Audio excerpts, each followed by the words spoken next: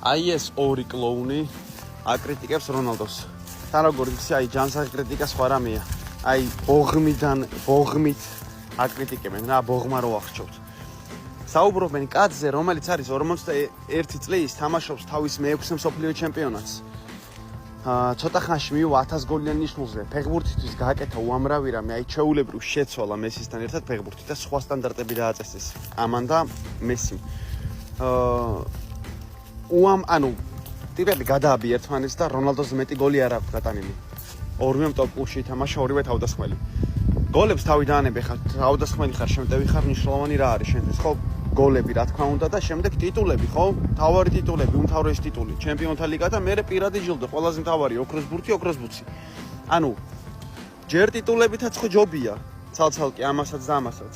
მერე პირადი ჯილდოები, ჩემპიონთა ლიგა, ოქროს ბურთი, ანუ რას იძახი, რეკორდზე და აი ეს ორი მასხარა ანუ სადღაც არიან, ბოღმისგან იხჩობიან, რაღაცა სასაცილო შოუ მიყავს, შოუც არ არის რა, კლოუნები არიან, რაღაც ორი მიკროფონი დააკავეს ხელში და დავა შოუ დადგითო.